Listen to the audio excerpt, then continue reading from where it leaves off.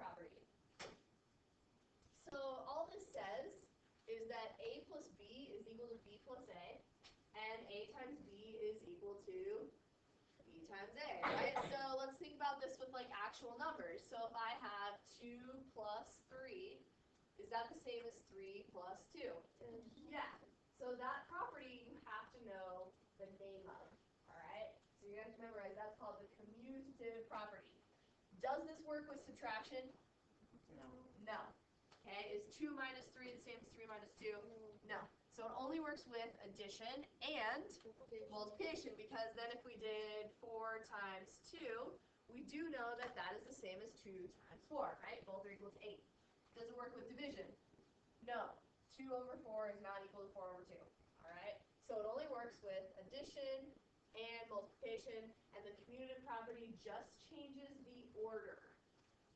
All right? Everyone write down what it's called. All right. So then we have the associative property. So the associative property, we have A plus B in parentheses, and then plus C, and then A plus, in parentheses, B plus C. No. Okay, what changed? Did the order of the A, B, and C change? No. Notice on both sides of the equation, we have A, B, C. And then we have A, B, C. Did the order change? No, because that would be commutative property, right? What changed? Only the parentheses, which is the grouping, right? So I'm saying I want to add these numbers first.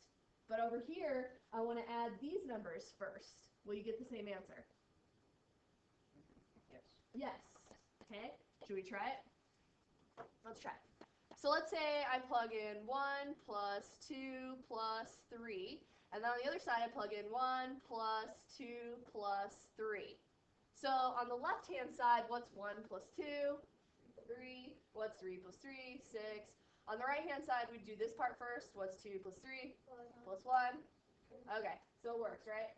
So all we did was change the parentheses. Okay, it doesn't matter that we think it's true or not. It's true. It just is.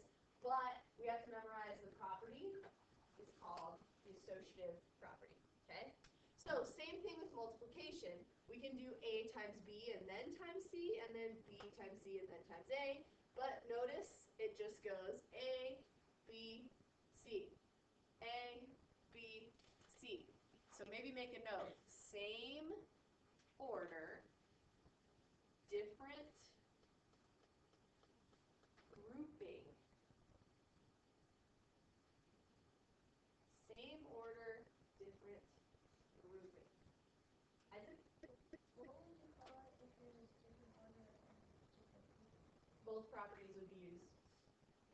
So you would say both, associative and commutative. Okay? And then we have the reflexive property, which says A equals A. All right, so 5 equals 5. Yep, true story. That is called the reflexive property. So just make sure we all know that's true. We just have to memorize what the property is called. Okay, so I'll write that down. Okay. All right, then we have what's called the symmetric property, which is an if-then statement. So if A equals B, then B equals A. So if one thing equals another thing, then you can switch the order and they're still equal.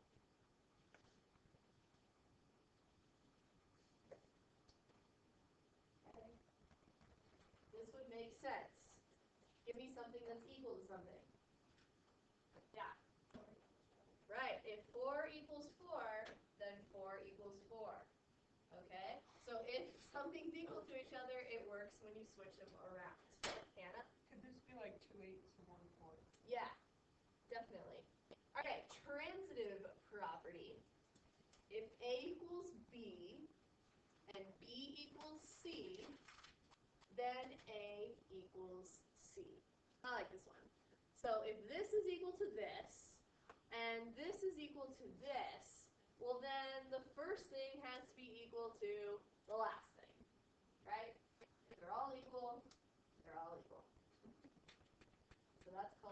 transitive property.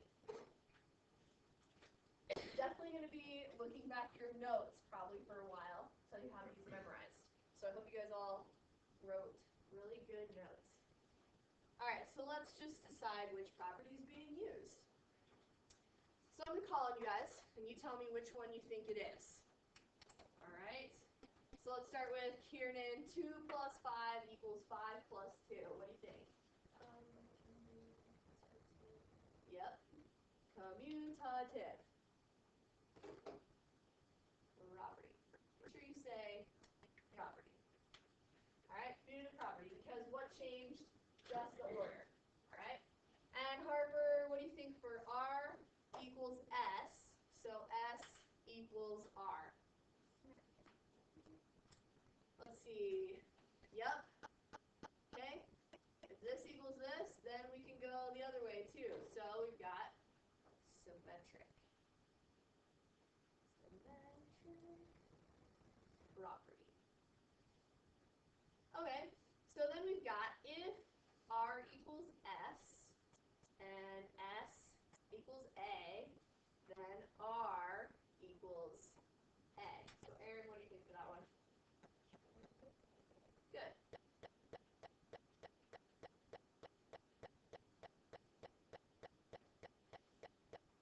All right, 5 equals 5. Holly, what do you think? Very good.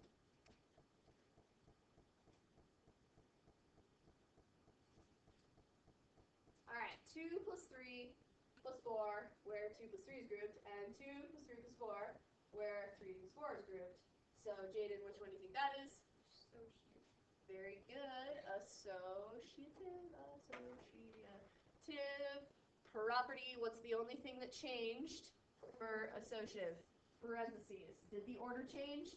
2, 3, 4, 2, 3, 4. Nope. Okay. Any questions about the properties? Oh. So let's actually use the properties to solve. All right. Use the commutative and associative properties to simplify. There's easy ways to group these numbers to make our lives better. Okay? What do you think, Thomas? 5 times 20 and 25 times 4? Yeah, and I want you to rewrite this. It's better to do 5 times 20, because we know that off the top of our head, and then 25 times 4. So, first of all, if I switched the order, what property did I use? Yeah, so we need to say that. Commutative property. So I switched the order. Now, normally you guys would just multiply like straight across, but Thomas just said we should do 5 times 20, and then we should do 25 times 4. So if I change the grouping, that would be associative property. So first we changed the order, and then we added parentheses to let everybody know that we're actually going to do, what do we get for this? 100. And what do we get for this? 100. What's 100 times 100? 10,000. It is 10,000. Okay, 4 zeros. So when it asks for what properties, be sure you say which properties you're using to solve. All right.